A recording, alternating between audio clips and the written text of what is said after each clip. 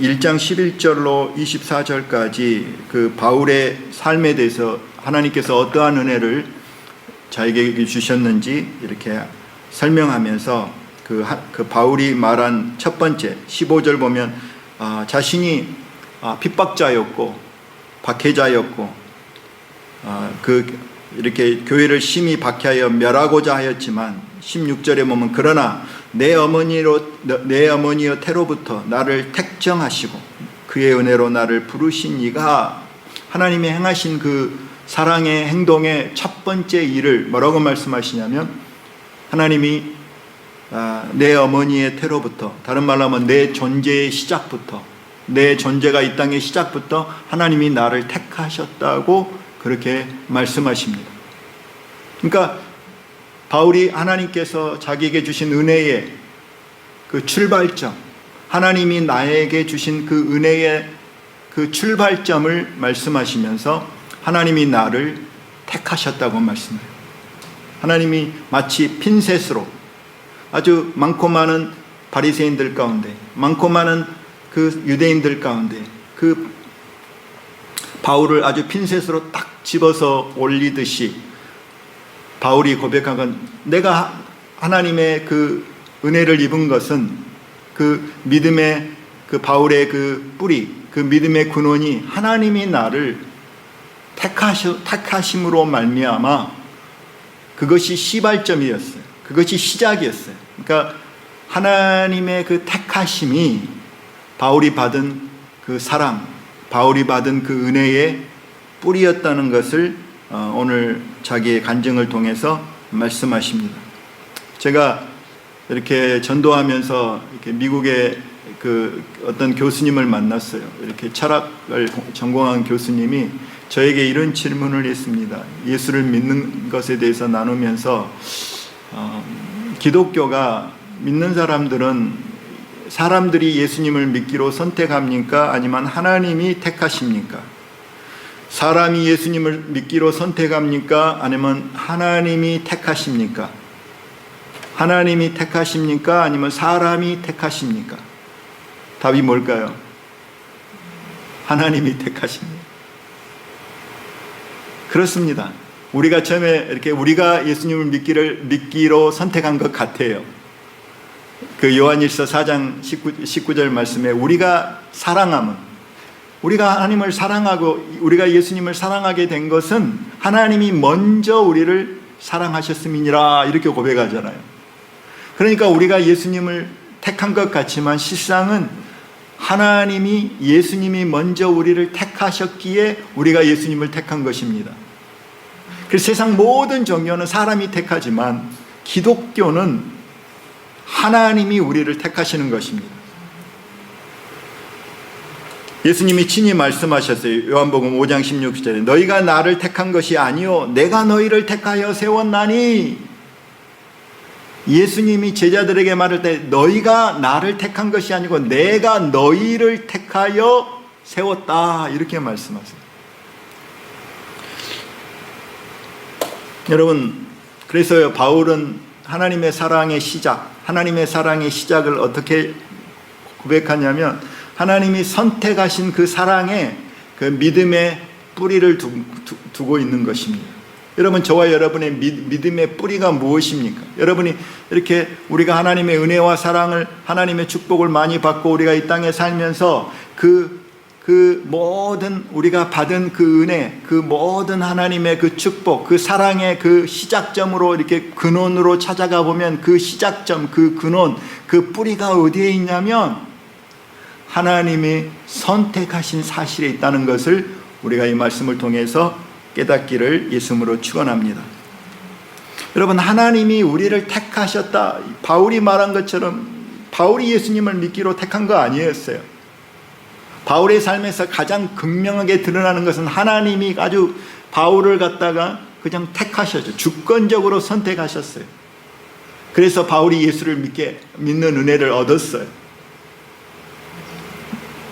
바울은 이렇게 고백하는 거예요. 내가 이렇게 은혜를 입은 것은 그 믿음의 뿌리, 믿음의 그 근원을 찾아보면 하나님의 사랑의 그 시작점을 보면 근원을 보면 그 뿌리가 뭐냐면 하나님이 나를 택하셨다는 이 사실, 하나님의 선택하신 그 사랑의 뿌리를 두고 있는 거예요.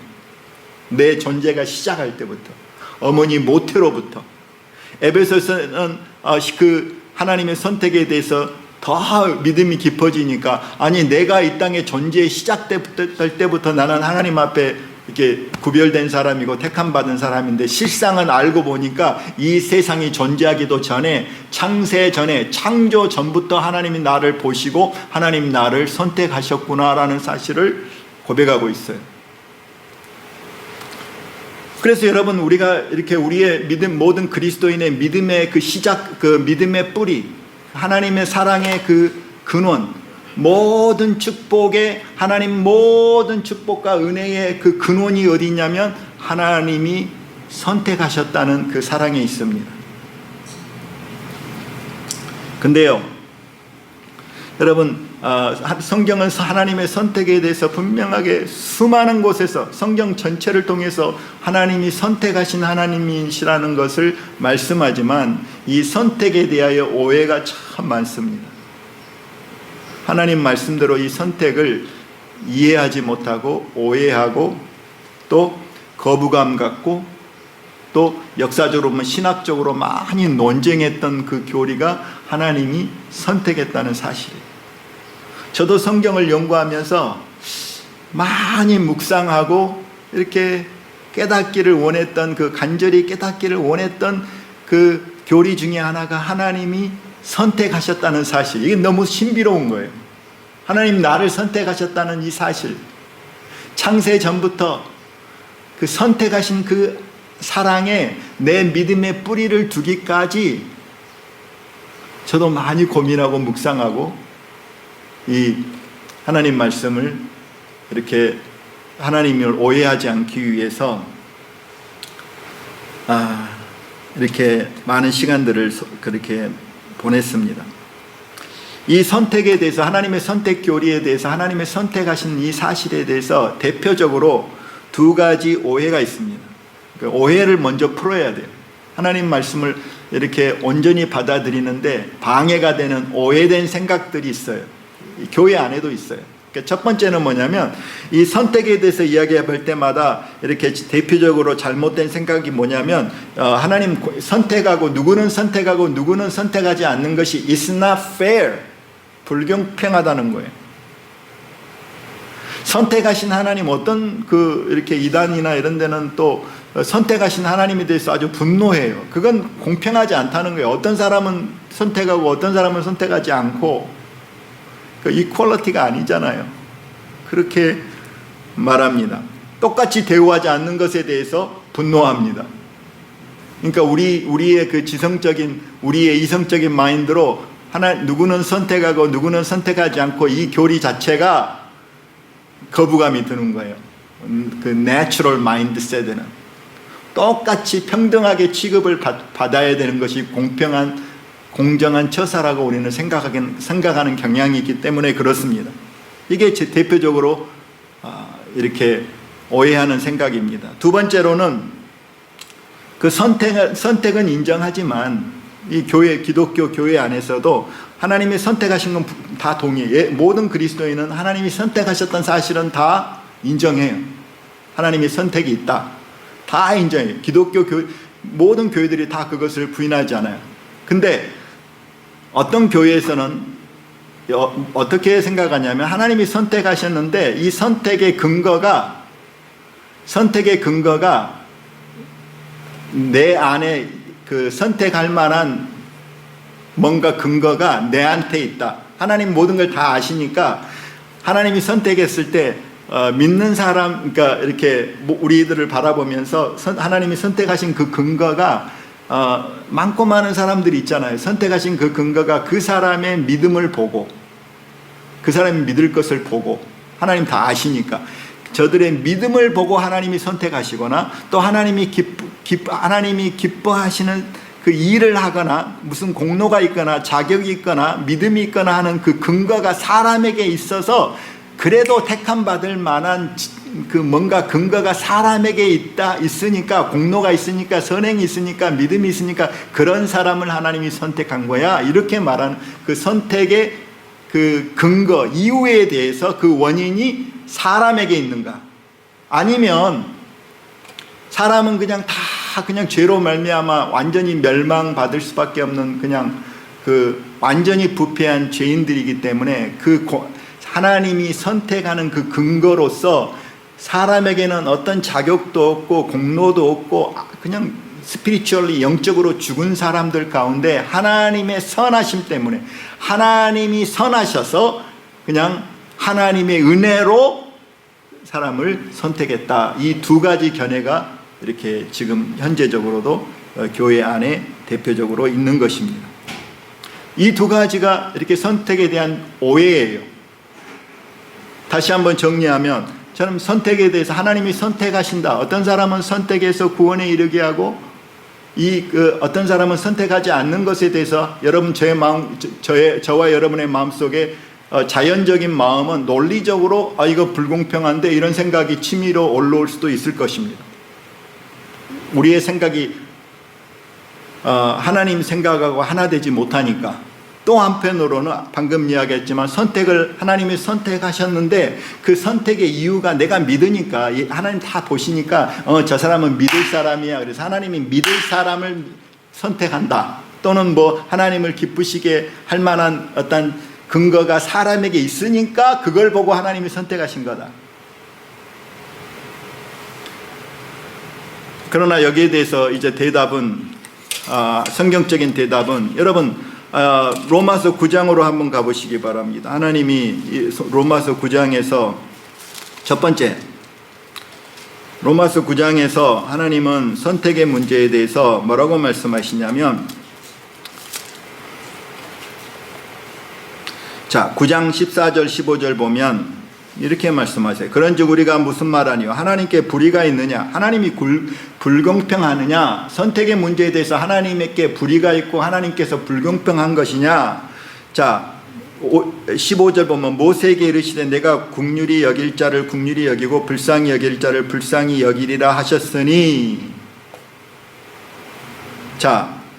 또 17절에 성경이 바로에게 이르되 내가 이 일을 위하여 너를 세웠으니 곧 너로 말미암아 내 능력을 보이고 내 이름이 온 땅에 전파되게 하려 함이라 하셨으니. 그런즉 하나님께서 하고자 하시는 자를 긍휼히 여기시고 하고자 하시는 자를 완악하게 하시느니라. 그러니까 다른 말로 말하면 모세와 바로를 하면서 모세는 하나님의 긍휼하심을 입은 사람이고 하나님의 은혜를 입은 사람이라고 말하고 있어요. 모세는.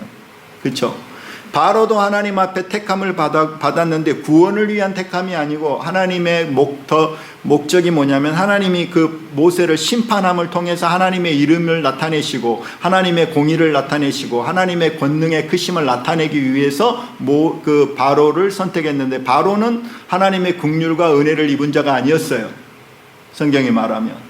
이것이 불공평하냐? 이것이 무슨 하나님이 모세에게 은혜와 긍휼을 베풀고 마음이 강팍한 대로 한 사람을 내버려 둔 것이 또 하나님의 그 사역적인 그 영광을 위해서 사용한 것이 하나님에게 불의가 있느냐? 그러니까 이렇게 물어본 것은 사람들이 하나님 이건 불공평한데요? 이렇게 말하는 경향이 있으니까 그 바울이 대답을 하는 거예요.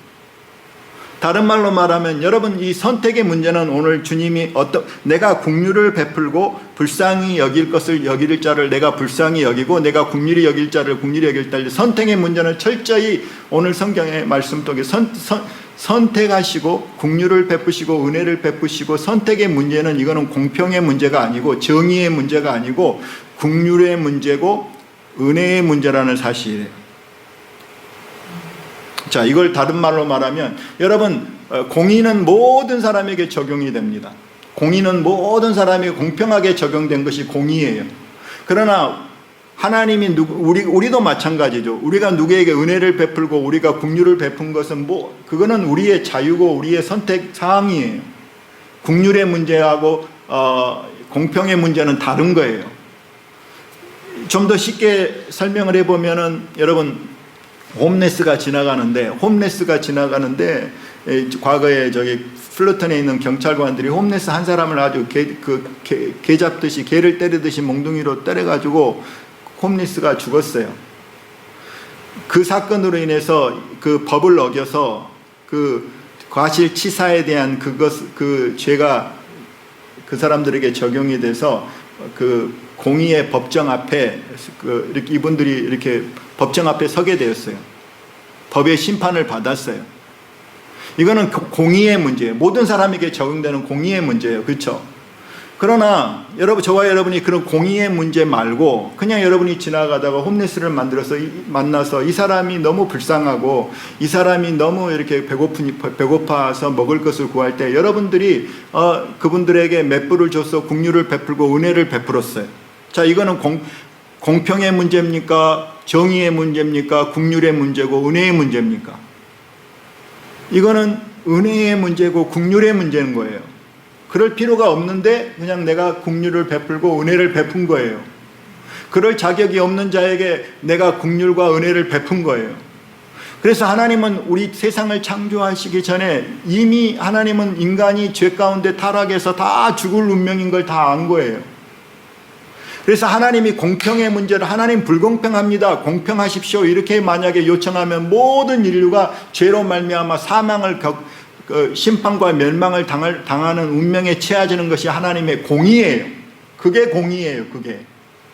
그래서 그 선택의 문제는 공의의 문제가 아니고 무슨 문제다? 하나님의 긍휼의 문제고 은혜의 문제라 이 말이죠.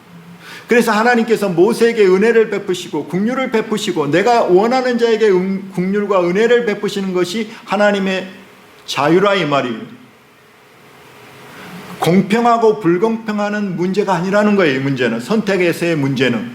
하나님은 모든 사람에게 공평하시지만 모든 사람에게 똑같은 은혜와 긍휼을 베푸시지 않아요.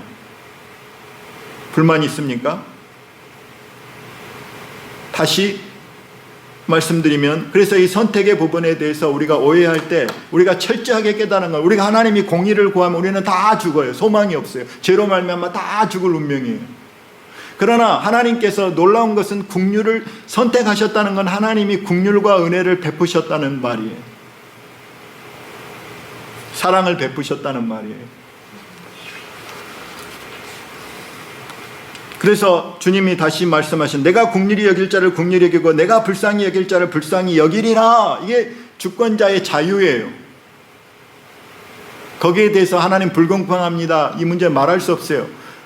그게 선택은 불평과 공평의 문제가 아니라고 계속적으로 제가 말하는 거죠. 은혜와 긍휼의 문제라는 거죠. 그리고 모세와 그 바로를 향하여서도 바로가 계속 강팍하니까 그냥 그대로 내버려 두는 거예요. 바로가 강팍한 것이 하나님의 그 원인이, 죄의 원인이 하나님에게 있지 않아요. 그냥 인간에게 있는 거예요. 인간이 계속 이렇게 강팍한 일을 계속 머물러 있는 거예요. 그러나 모세에게는 하나님이 구원의 은혜를 베푸시고 긍휼의 은혜를 베푸셔서 모세의 영혼을 구원하신 거예요. 그 다음에 질문을 좀 바꿔서 보면, 우리가 이렇게 또 인정하죠. 하나님 이렇게 긍휼을 베푸시고 은혜를 베푸신 하나님을 인정합니다.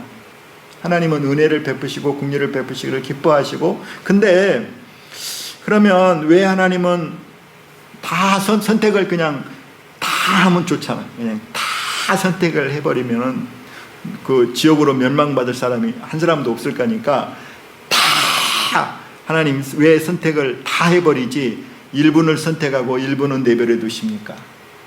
이렇게 질문할 수 있어요. 물론 하나님은 다 선택할 수 있어요. 그럴 능력이 있으셔요. 다 구원할 수 있는 능력이 있으세요. 이해가 되십니까?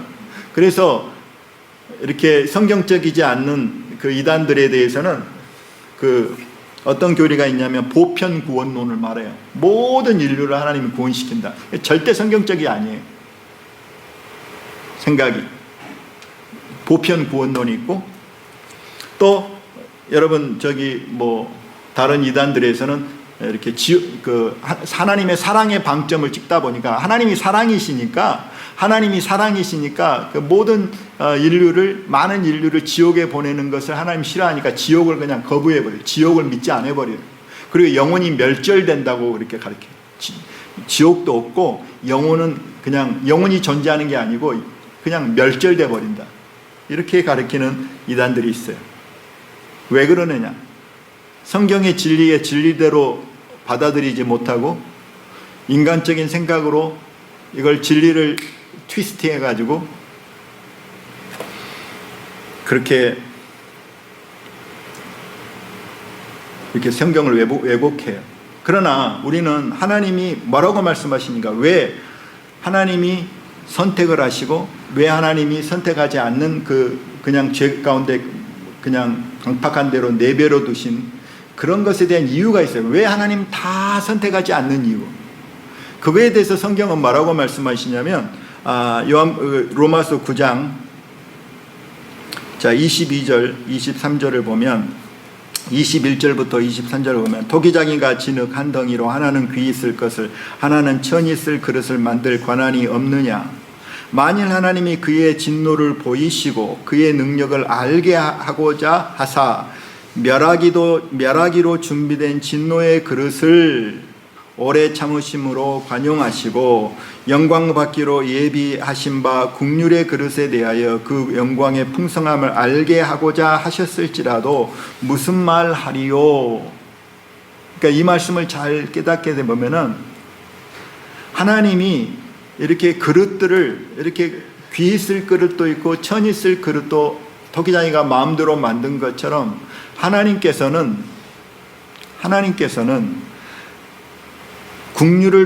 국률의 영광을 드러나게 하고 하나님의 은혜의 영광을 드러나게 하는 그 그릇이 있고, 저와 여러분이라는 거죠.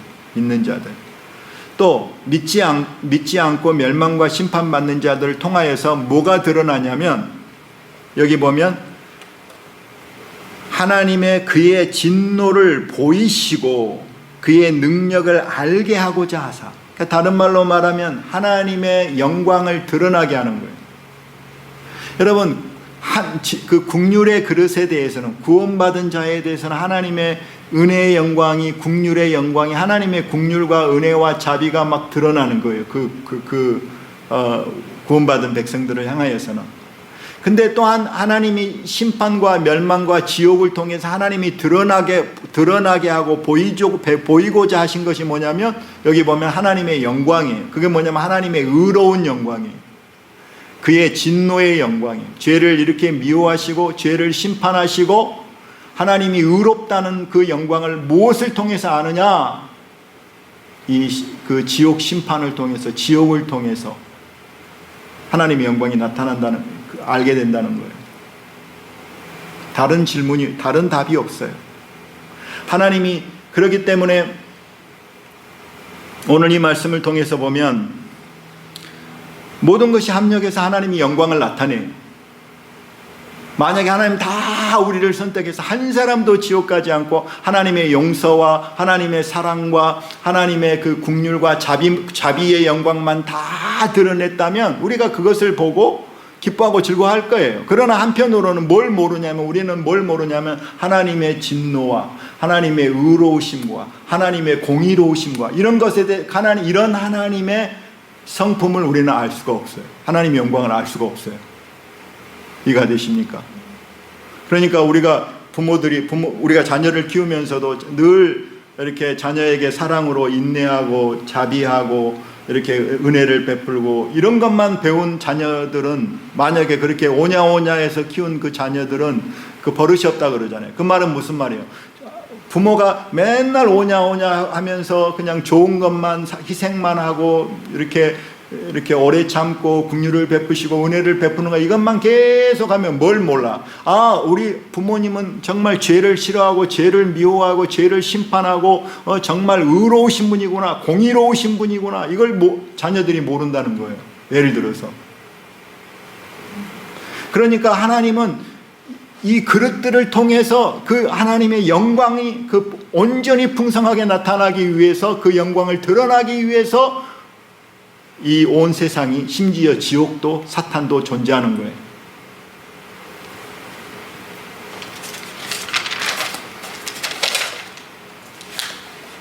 여러분 로마서 9장 10절로 11절까지 보면 다시 한번 이제 하나님의 선택이 어떤 부분인지 우리가 좀 더 깊이 한번 보십시다. 여기 9절부터 읽겠습니다. 9장 9절부터 약속의 말씀은 이것이 맹년 이때에 내가 이루느니 사라에게 아들이 있으리라 하심이라. 그뿐 아니라 또한 리브가가 우리 조상 이삭 한 사람을 말미암아 임신하였는데 그 자녀들이 아직 나지도 아니하고 무슨 선이나 악을 행하지 아니한 때에 택하심을 따라 되는 하나님의 뜻이 행위로 말미암지 않고 오직 부르시는 이로 말미암아 서게 하려 하사. 리브가 이르시되 큰 자가 어린 자를 섬기리라 하셨으니 기록된 바 내가 야곱은 사랑하였고 에서는 미워하였다 하신과 같으니라. 자, 이 말씀 속에서 그 선택의 근거가, 여러분 저와 여러분이 하나님의 선택이 그 선택하시는 사랑의 근거에 대해서 구약 성경에 뭐라고 말하냐면, 자, 리브가가 우리 조상 이삭으로 말미암아 그 에서와 야곱을 이렇게 가졌는데, 임신하였는데 아직 태어나지도 않았어요. 이들이 무슨 선한 일, 악한 일을 행하지도 않았어요. 그렇지만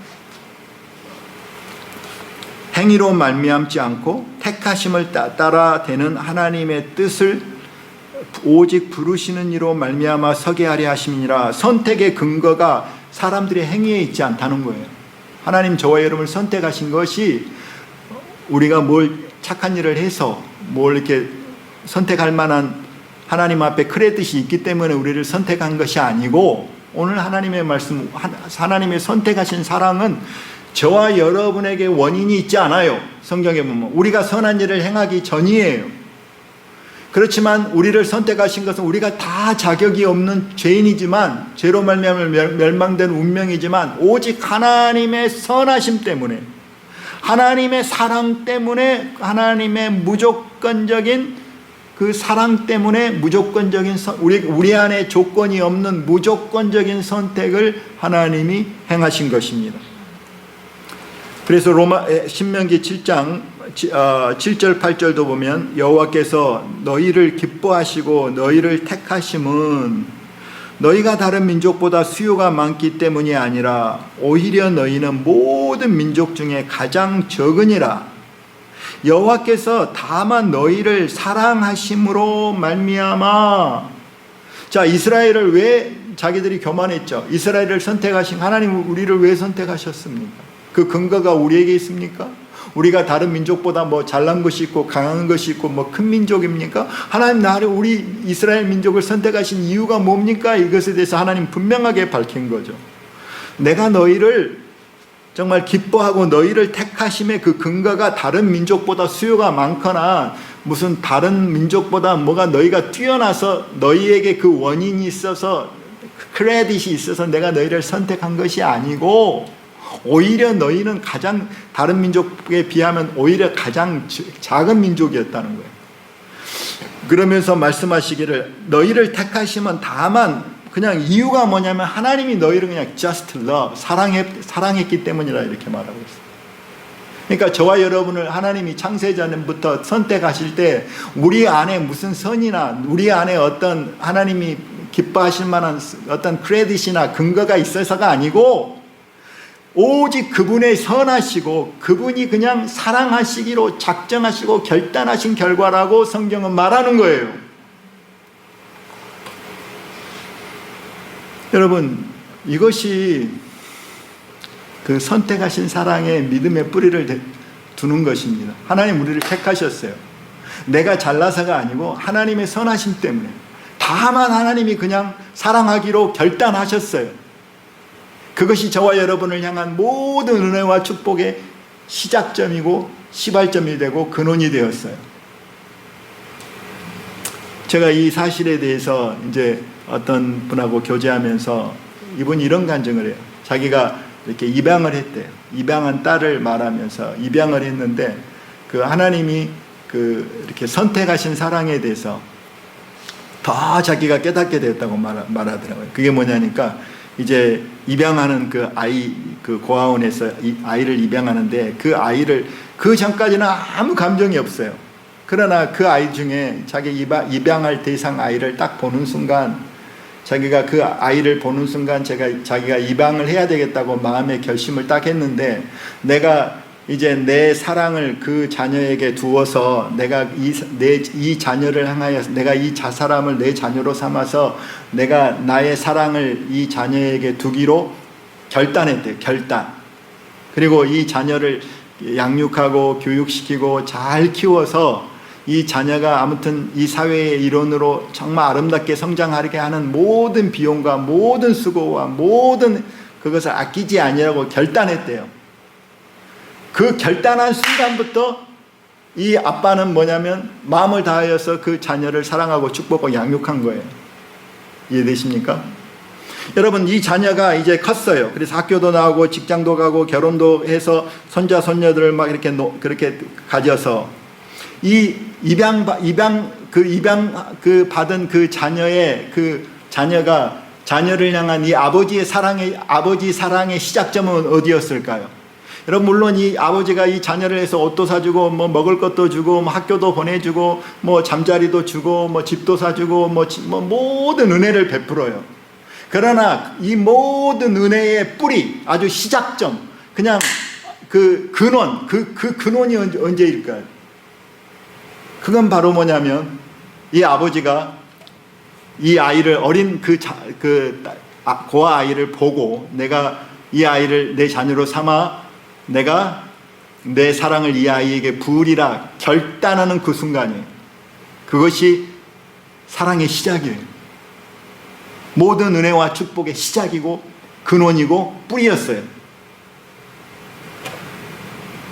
마찬가지로 하나님의 사랑은 우리 믿음의 그 하나님의 선택하시는 사랑이 하나님이 저와 여러분을 선택하시기로 아주 사랑하시기로 작정하고 하나님이 우리에게 은혜를 베푸시기로 작정하고 우리를 아주 자녀 삼으시기로 선택하는 그 순간, 그 결단한 순간이 있지 않겠어요? 그렇죠?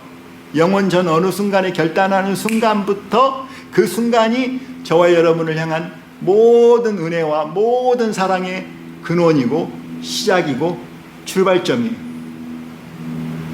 그러므로 저와 여러분의 믿음의 뿌리는 물론 십자가가 있어요. 십자가의 그 사랑이 나타났어요. 그러나 예수님 말씀하신 거, 예수님이 십자가에서 대속을 이룬 것도 그 뿌리가 아니에요. 그 근원이 아니에요. 그거는 1장 4절에 뭐라고 말해요? 그리스도께서 아버지의 뜻을 따라서, 그러니까 창세전에 있었던 하나님의 선택, 하나님의 계획, 아버지의 뜻이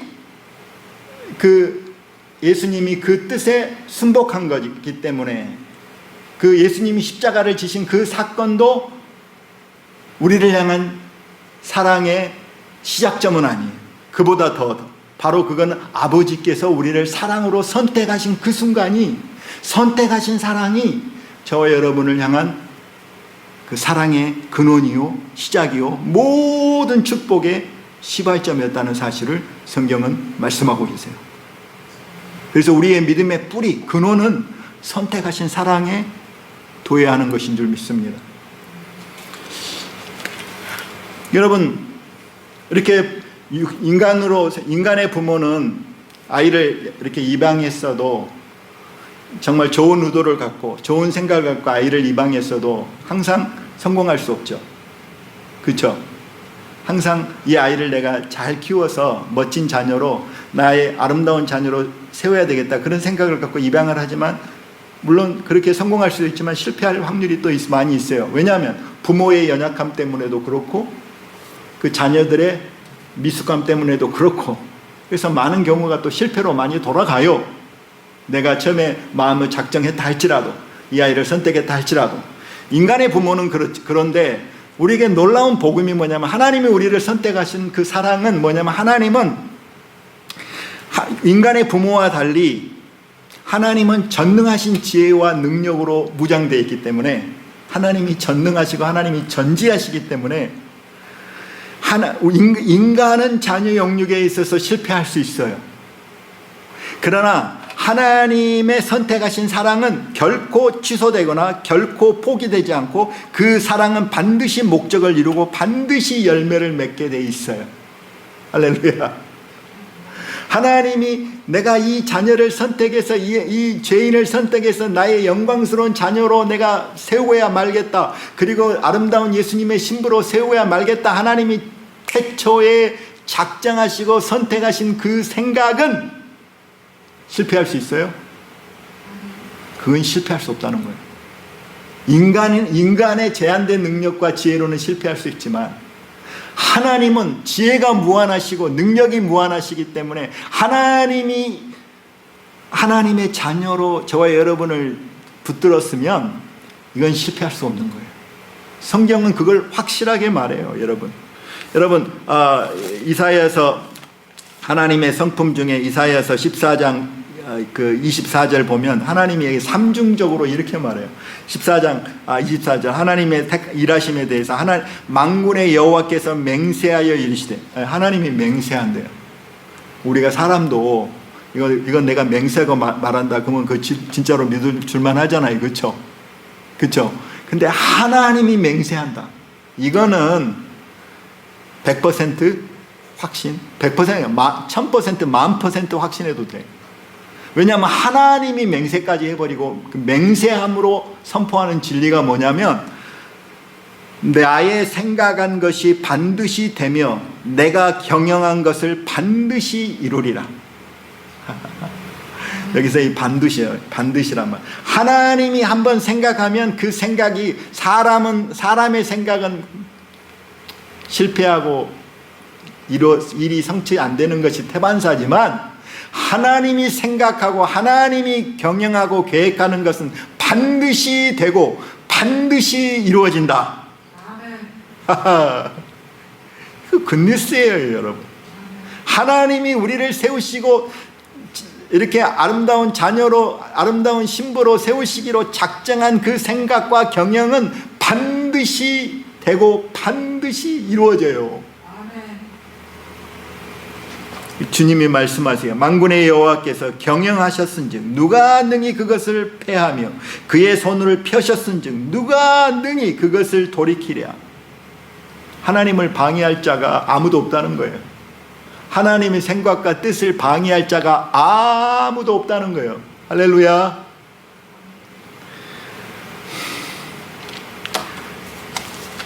예수님이 이 사실을 말씀하세요. 여러분 요한복음 6장에 가보면 예수님이 놀라운 말씀을 하세요. 놀라운 말씀. 요한복음 6장 37절에 보면 아버지께서 내게 주시는 자는 다 내게로 올 것이요 내게 오는 자는 내가 결코 내쫓지 아니하리라. 여러분 아버지께서 창세전에 하나님 예수님께 주신 그 택한 자들이 있어요. 이 택하심을 받는 자들은 다 예수님께 온다는 거예요. 다. 한 사람도 빠짐없이 실패하지 않는다는 거예요. 그렇죠? 다 예수님께 오고 내게 오는 자는 예수님께 나온 자는 중간에 실패할 일이 있어요. 다 하나도 주님이 중간에 그냥 내쫓아 버리지 않는다는 거예요. 너는 안 되겠다. 너는 너무 나에게 속을 많이 썩여서 안 되겠다. 너는 내쫓아야 되겠다. 그런 영혼이 한 영혼도 없는 줄 믿으시기를 예수님을 축원합니다. 이게 너무 하나님이 이렇게 예수님 말씀하신 거예요.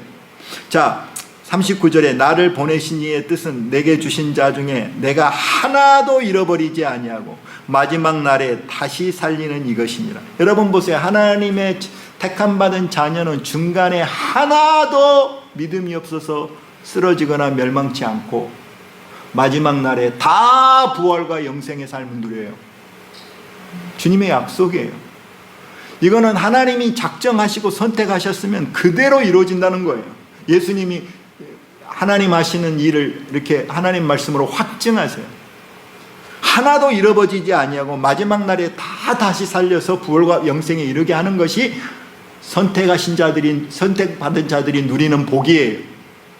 나 어떡하지? 중간에 그냥 멸망해버리면 중간에 믿음을 잃어버리면 어떡하지? 치매 걸려갖고 내가 다 기억하지 못하면 어떡하지? 걱정하지 마세요. 하나님은 한 명이라도 잃어버리지 아니하고. 자, 40절 보세요.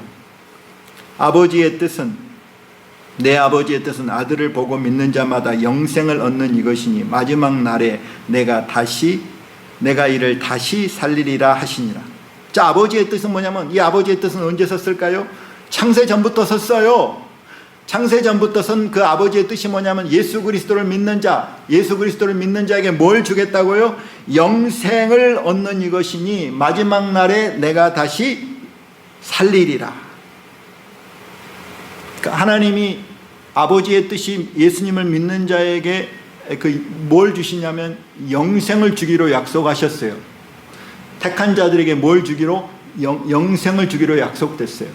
이 약속은 마지막 날에 주님이 완전히 이루실 거예요. 자, 한 절만 더. 여러분, 디도서로 가보세요. 디도서 1장 1절 2절 보면, 이 말씀을 이렇게 보면서, 디도서 1장 1절 2절 보면, 하나님의 정의요 예수 그리스도의 사도된 나 바울이 사도된 것은 하나님이 택하신 자들의 믿음과 경건함에 속한 진리의 지식과 영생의 소망을 위함이라. 디도서 1장 2절에 영생의 소망을 위함인데, 이 영생은 거짓이 없으신 하나님이 영원 전부터 약속하신 것인데. 자, 영생에 대해서 말씀하세요. 영생의 소망을 우리가 갖고 사는데, 이 영생의 그 소망, 이 영생을 언제 약속하셨느냐? 누가 약속하시고 언제 약속하셨느냐? 누가 약속하시면 하나님이 영생을 약속하셨다고요. 그 하나님을 어떤 분이라고 말해요? 하나님이 약속을 하셨는데 그 약속하신 분은 거짓이 없으세요. 거짓이 없으시는 거짓이 없으신 하나님이 영생을 약속하셨어요. 그리고 영원 전부터 약속을 했어요. 영원 전부터. 그럼 영원 전부터 약속했다는 누구에게? Before creation. 창세 전부터, 영원 전부터, 여기 보면, 거짓이 없으신 하나님이 영생을 약속했어요. 누구에게?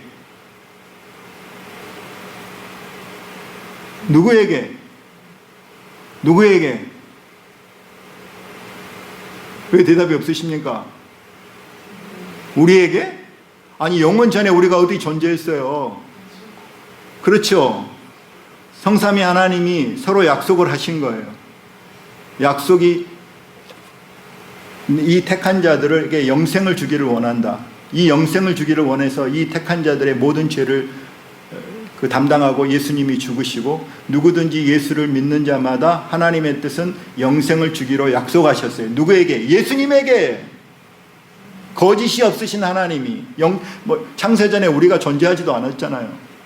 그러니까 예수님 말씀하신 거예요. 아버지의 뜻은, 영원 전부터 쓴 아버지의 뜻은 예수를 믿는 자들이 영생을 갖게 하신 그것이 아버지의 뜻이고, 창세 전부터 이미 셋업된 뜻이고, 이것을 아버지 예수 그리스도께서 이루실 거라고 말씀하시고, 내가 마지막 날에 다시 살리리라. 부활과 영생에 이르게 하겠다는 거예요. 이해가 되십니까?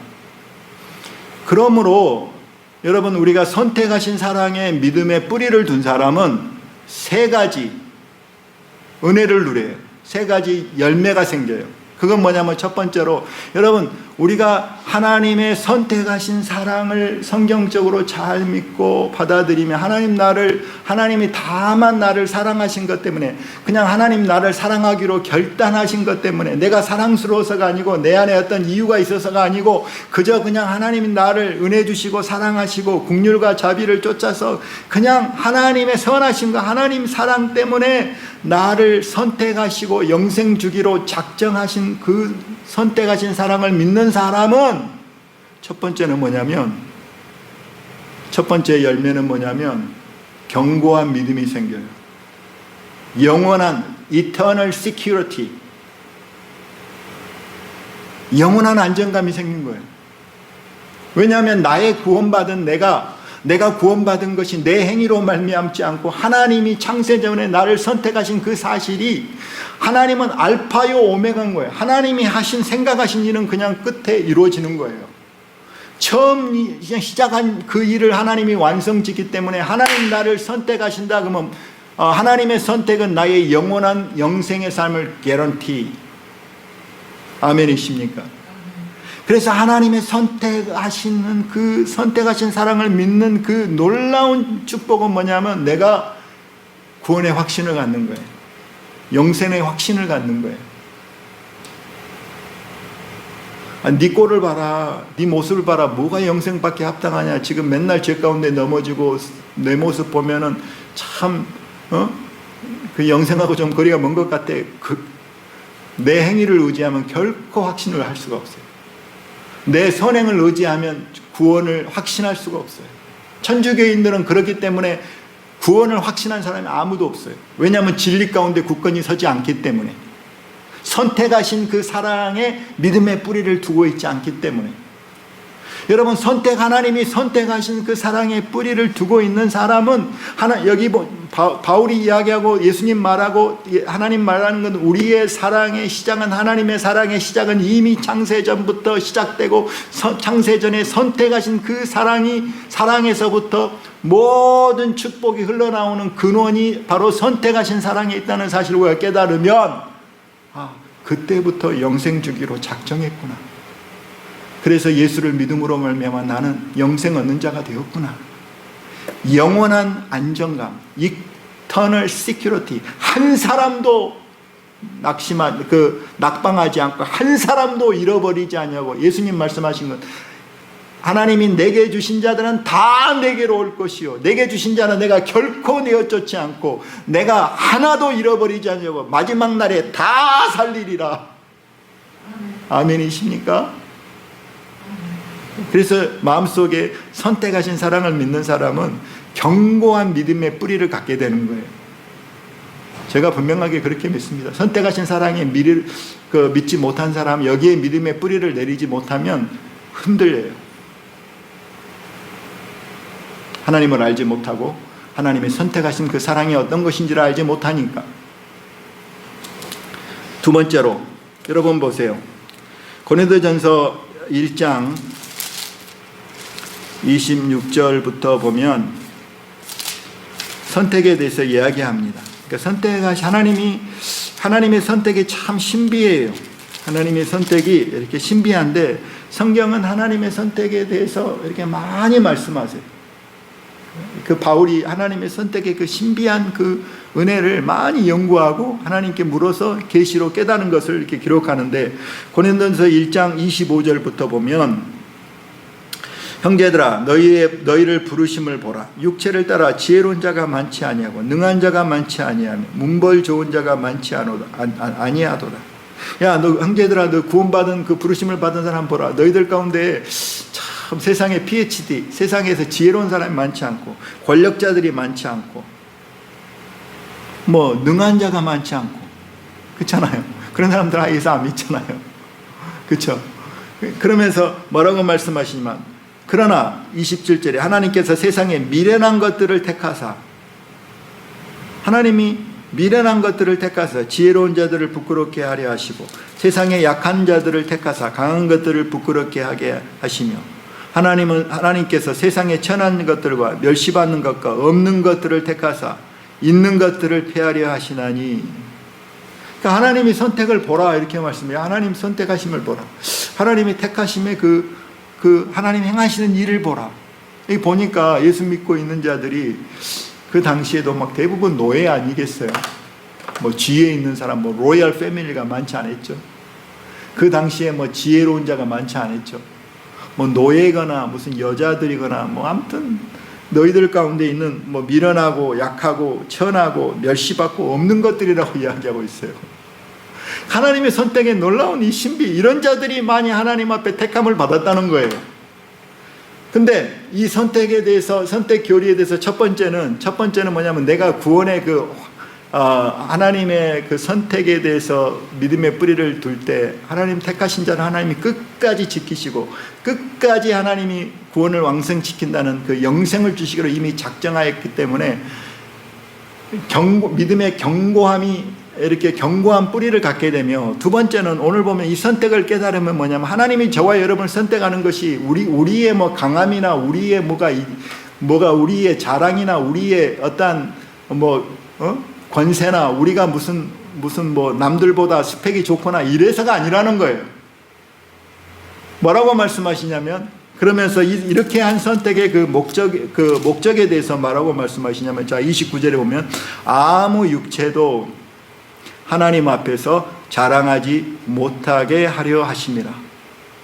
여러분, 선택의 교리를 분명하게 깨닫는 사람은, 선택의 교리를 분명 하나님이 선택하신 자, 나 같은 자를 선택하신 것에 대해서 선택의 교리를 깨닫는 사람은 내가 잘나서 하나님 선택하지 않는 것을 너무나 잘 알기 때문에 하나님의 오직 은혜로, 사랑으로, 하나님이 선하심으로 말미암아 나를 선택했기 때문에 그 선택의 근거가 나에게 있지 않고 하나님의 은혜에 있기 때문에 이 선택의 교리를 아는 사람에게는 어떤 은혜가 있냐면 자랑할 수 없어요.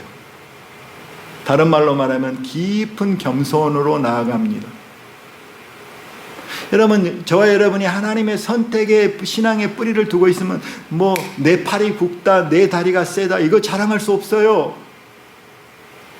전적으로 하나님의 사랑과 은혜로 내가 택함 받은 것을 아는 사람은 우리 육체로 자랑할 수 없고 그냥 이것이 하나님의 은혜입니다. 그냥 이거는 깊은 겸손으로 우리를 이끌어가는 거예요. 두 번째 열매는 선택의 교리를 믿는다면 저와 여러분은 겸손할 수밖에 없어요. 왜냐하면 그 선택의 그 이유와 근거가 전혀 나에게 있지 않기 때문에 그래요. 오직 하나님의 은혜를 드러내는 것이 선택이에요. 하나님이 이렇게 얻고 멸시받고 천한고 약하고 이런 자들을 선택하셔서 뭘 드러내냐면 하나님의 은혜를 드러내기를 원하시기 때문에, 나의 나단감은 오직 하나님의 은혜라는 것을 하기 때문에, 바울이 이렇게 믿음을 대적하고 예수 믿는 믿음을 대적한 사람이었지만 바울 같은 사람을 선택해서 하나님이 그 복음을 위해서 그렇게 아름답게 사용하신 것에 보고 사람이 하나님께 영광을 돌렸어요. 그건 뭐냐면 그건 하나님이 하신 일이니까. 바울로 인해서 하나님께 영광을 돌린 거예요. 나는 이 믿음을 멸하려고 했던 사람이에요. 하나님이 그러나 바울을 선택하셨어요. 뭐 하려고? 바울은 적어도 자기 자신에게는 자랑할 것이 없는 거예요. 저는 이 두 가지, 하나님이 선택에 놀라운 건 저도 마찬가지.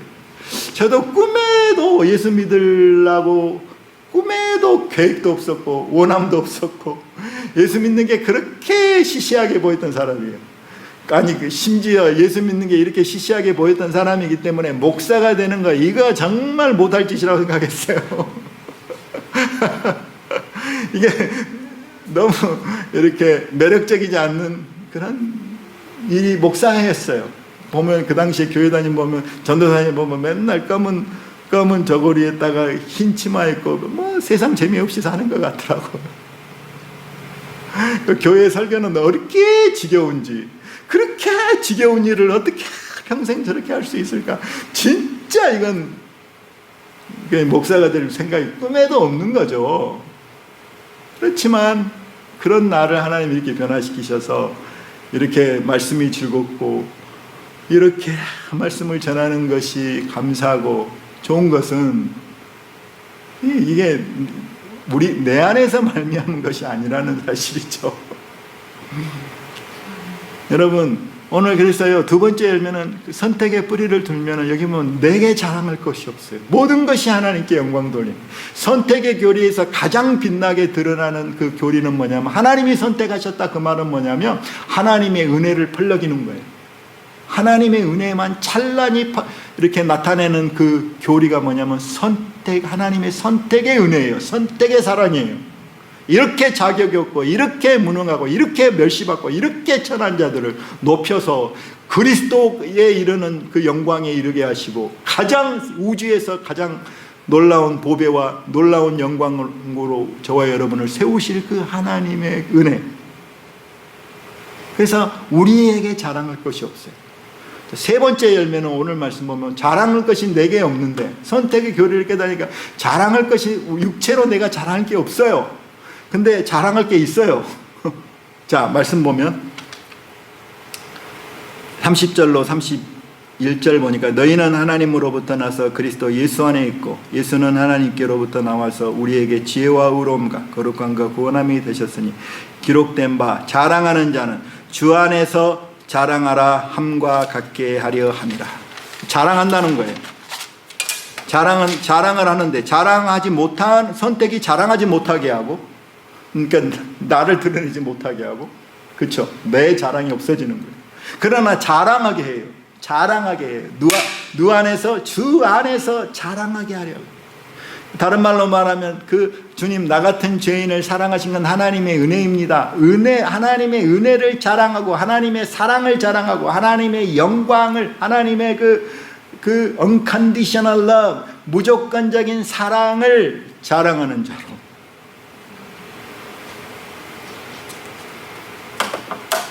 그래서 이 세 가지 열매가 생겨요. 여러분, 저와 여러분이 믿음의 뿌리를, 하나님의 영원 전부터 선택하신 사랑의 뿌리를 두고 이 선택하신 영광을 바라보면 우리는 놀라운 구원의 확신과 영원한 안정감을 가질 것이고, 두 번째로 우리는 우리 자신을 자랑하지 못하고 오직 나의 나된 것은 하나님의 은혜입니다라고 고백할 것이며, 우리가 자랑하는 것은 오직 하나님의 영광, 하나님의 은혜, 하나님이 나에게 베푸신 은혜만을 자랑하게 하는 것이 선택의 교리인 것입니다.